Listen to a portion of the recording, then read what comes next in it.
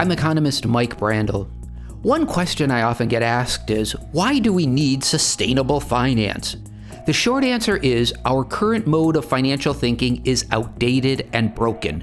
We need something that will better safeguard our prosperity. That is, we need a system that will safeguard our social and environmental capital.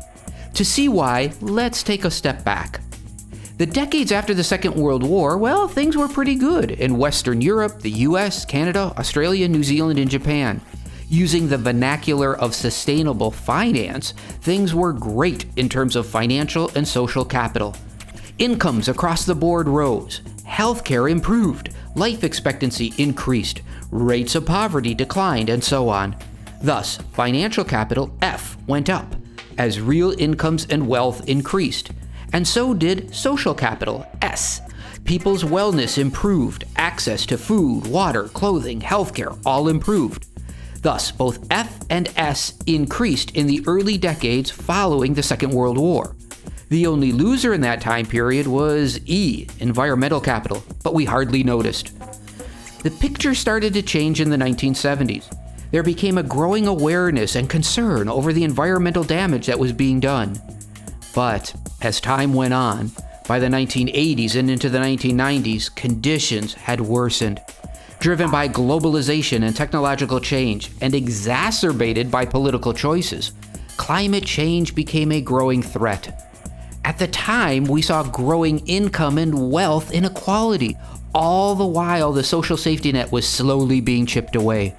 Over the past few decades, F, or financial capital, and the returns to financial capital have become increasingly prioritized. As corporate profits increased, many of us financially benefited as the stock market returns soared.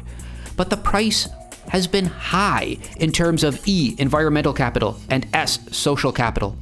The distribution of wealth and incomes has gotten increasingly uneven. While the wealthiest families have gotten richer, the bottom half of the working population saw no real rise in their income over the past several decades.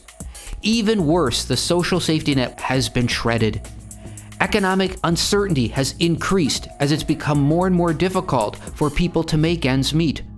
All of this has contributed to making much of the population effectively worse off. Thus, the downward arrow on social capital. Meanwhile, the E, or environmental capital, has been increasingly pillaged, bringing us close to a dangerous planetary boundary that could cause the collapse of ecosystems and society. Still, we as a society have hardly even started to respond to this challenge. We continue to focus almost exclusively on short-term maximization of F, financial capital and financial returns. But why? Well, it's because our institutions are geared for it, and that needs to change. We need a sustainable type of finance that allows us to explicitly focus on E and S as well as F. How we do that will be the subject of our next videos. Thank you for tuning in.